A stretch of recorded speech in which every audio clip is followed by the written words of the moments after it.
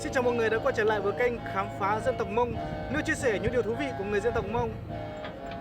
Nhớ rong ít trong trái cho lên cho tu rong xia nu nó nên kỳ đó cá lồng cầu cú thảo trong YouTube khám phá dân tộc Mông. Tờ no bé hiểu cho tờ cho giả chữ sĩ hảo bếp mông luôn nanh. Em được tất cả mọi người. Cái gì được của anh nhỉ? Anh ơi, nâng đi không. Xin báo cáo các anh ở bên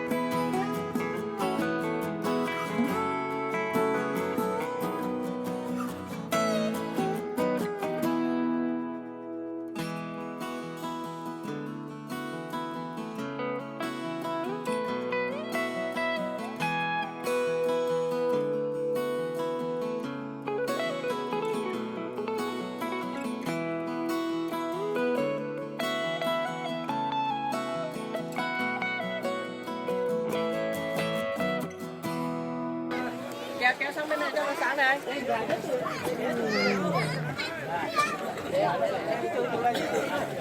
Giờ chút thôi.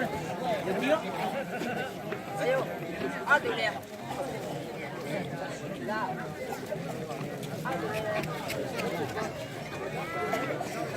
Em punya deh kerja.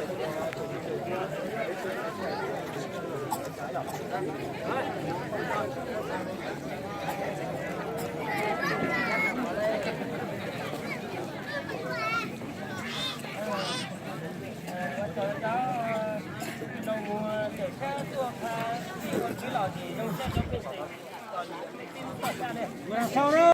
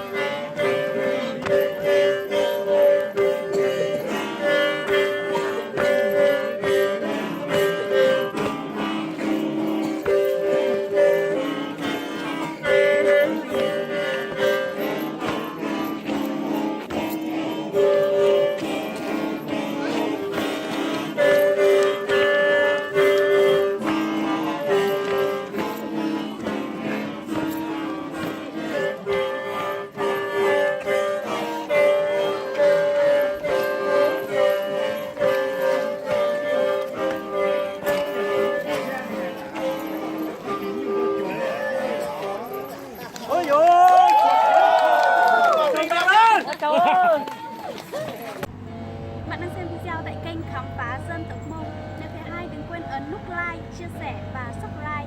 Nếu thấy không hay, đừng quên ấn nút không like bên cạnh để lại comment bên dưới để chúng ta hoàn thiện hơn và đem đến cho bạn những điều thú vị tuyệt vời nhất.